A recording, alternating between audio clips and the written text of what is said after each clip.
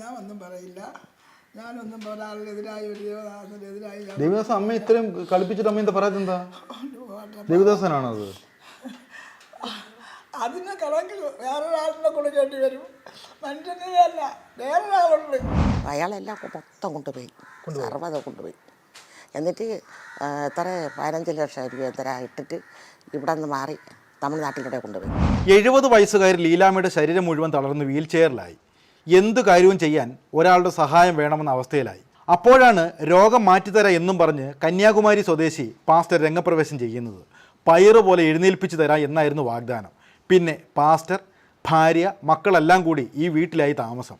വീട്ടിലാകെ ഉള്ളത് ലീലാമ്മയും അവരെ നോക്കാനുള്ള ഒരു ബന്ധുവും മാത്രം. മക്കൾ ജോലിയുമായി ബന്ധപ്പെട്ട് പല സ്ഥലത്തും. പാസ്റ്റർ പിന്നെ പണി തുടങ്ങി. പ്രാർത്ഥനയല്ല കേട്ടോ, നല്ല അസൽ ഊറ്റൽ. അങ്ങനെ ഊറ്റി 2 കോടി രൂപയുടെ സ്വത്തും 15 ലക്ഷം രൂപയും തട്ടിയെടുത്തു. പള്ളിയുടെ ട്രസ്റ്റിലേക്ക് എന്ന് പറഞ്ഞാണ് പാവം വയോധികയെ വഞ്ചിച്ച് ഈ സ്വത്തെല്ലാം തട്ടിയെടുത്തത്. ഞാനൊന്നും ഒരാളിനെതിരായി ഒരു ദേവദാസനെതിരായി ദേവദാസൻ അമ്മ ഇത്രയും കളിപ്പിച്ചിട്ട് അമ്മ എന്താ പറയാത്ത എന്താ? ദേവദാസനാണോ അത്? അതിന് കണക്ക് വേറൊരാളിനെ കൊടുക്കേണ്ടി വരും. മനുഷ്യനല്ല, വേറൊരാളുണ്ട്. നിശ്ചയമായി ഇന്നല്ലെങ്കിൽ നാളെങ്കിലും അവർ കൊടുക്കേണ്ടി വരും മക്കളെ. അത് മാത്രം മതി എനിക്ക്. ഒന്നും എനിക്ക് വേണ്ട. അമ്മ ഈ നിമിഷം പോലും പാസ്റ്റർ തള്ളി പറയുന്നില്ലല്ലോ. എന്താ അമ്മയുടെ എല്ലാം പോയില്ലേ? സ്വത്തുക്കൾ പോയി, എല്ലാം പോയില്ലേ? എന്നിട്ട് അമ്മ എന്താ കുറ്റപ്പെടുത്താതെ എന്താ? അമ്മയ്ക്ക് അയാളുടെ ദേഷ്യം തോന്നില്ലയോ? അതെന്താ അമ്മേ? എനിക്ക് ഒരു ഇല്ല മക്കളെ. ഞാൻ പറഞ്ഞില്ല, ഇപ്പം മക്കളിവിടെ ഒരാഴ്ച മക്കൾ വന്ന് എന്നെ നോക്കുന്നുണ്ട്, പൊന്നുപോലെ നോക്കുന്നുണ്ട്, എനിക്ക് ആഹാരം തരുന്നുണ്ട്, എനിക്ക് എല്ലാ ഭാഗ്യവും ഉണ്ട് മക്കളെ. അതുകൊണ്ട് ആര് എന്തെങ്കിലും ചെയ്താലും നിങ്ങളെ കൊച്ചു മക്കളാണ്. എനിക്ക് 2 മക്കളാണ്, ഒരു മോള്. അതുപോലെ മക്കളെ നിങ്ങൾ ഒരു ജോലി വലിച്ച് ആ ജോലിയാണ് നിങ്ങൾ ചെയ്യുന്നത്. അതുകൊണ്ട് ആരെയും ദ്രോഹിക്കുന്നത് എനിക്ക് ഇഷ്ടമില്ല മക്കളെ. അമ്മയെ ദ്രോഹിച്ചില്ലേ? അമ്മ ദ്രോഹിച്ചില്ല, അമ്മയെ ദ്രോഹിച്ചില്ലേ? അമ്മയ്ക്ക് എന്ത് വിഷമമില്ലേ? അദ്ദേഹം ചെയ്തതിന്റെ പല അദ്ദേഹത്തിന് പോകും. അല്ല, ഒരു ദൈവിക ജോലി ചെയ്യുന്ന ആളിങ്ങനെ പറ്റിക്കാൻ കൊള്ളാമോ അമ്മേ? അതല്ലേ ഞാൻ പറഞ്ഞത്. ഒരാളെ നമ്മൾ വിശ്വസിച്ചാൽ അവര് നമ്മളെ വഞ്ചിച്ചാൽ അതിന് പല ദൈവം കൊടുത്തോളും. അതുകൊണ്ട് ഇതൊന്നും എനിക്ക് അമ്മയുടെ രോഗം മാറ്റാൻ പ്രാർത്ഥിച്ച് മാറ്റാൻ പറഞ്ഞ് വന്നേ ഇത്. അമ്മ എന്തുകൊണ്ട് ഇവിടെ കയറ്റി? അമ്മയ്ക്ക് അത്ര വിശ്വാസമായിരുന്നോ? ഇല്ല മക്കളെ, ഇല്ല മക്കളെ. ഇപ്പൊ ഇത് തിരിച്ചു കിട്ടുമെന്ന് പ്രതീക്ഷ ഉണ്ടോ ഇതൊക്കെ അമ്മയ്ക്ക്? നിശ്ചയമായി തിരിച്ചു കിട്ടും, ദൈവം തരും അല്ലേ? ഇല്ല, ദൈവമല്ല, അതിനുള്ള ആളുണ്ടല്ലോ മക്കളെ. നമുക്ക് അതിന് വേണ്ടിയിട്ട് ലോകത്ത് ഉന്നത ഉദ്യോഗസ്ഥന്മാരുണ്ടല്ലോ മക്കളെ. അവരും ദൈവവും കൂടെ ഇത് ദൈവികമാണെങ്കിൽ നിശ്ചയമായി അത് മടക്കി തരും. നിശ്ചയമായി മടക്കി. അമ്മയുടെ കണക്കനുസരിച്ച് എത്ര ലക്ഷം പോയി? 2 കോടി രൂപ പോയോ? 2 കോടിയുടെ സ്വത്ത് കൊണ്ടുപോയോ? എനിക്കൊന്നും അറിഞ്ഞൂടെ മക്കളെ, എനിക്കൊന്നും അറിഞ്ഞൂടെ. പ്രാർത്ഥിച്ച് മാറ്റാന്നും പറഞ്ഞ് വന്ന ആള് അമ്മയുടെ ജീവിതം കൊണ്ടുപോയി അല്ലേ? പോട്ട് മക്കളെ, ഒന്നുമില്ല മക്കളെ, പോട്ട്. പാസ്റ്റർ അയാൾ വന്നിട്ട് 3-4 കൊല്ലാവും. നമ്മുടെ നേർന്ന ഒരു മിണ്ടൂലായിരുന്നു. അവർ എവിടെ തന്നെ അയാളെ വരുത്തിയതും എവിടെ തന്നെ. അപ്പോൾ അയാളെ കുടുംബക്കാരെല്ലാവരും കൂടെ വന്നിഞ്ഞ് കയറി. പിന്നെ ഇവർക്ക് ഒരു എളുത്തുള്ളത്തിന് ഒരു മോനുണ്ട്. ആ ചെറുക്കനെ അടിച്ച് വെളി ഇറക്കി അയാൾ. പിന്നെ പാസ്റ്റർ പിന്നെ ഞങ്ങൾ ആരെയും ഇതിനകത്ത് വരാൻ സമ്മതിക്കില്ല.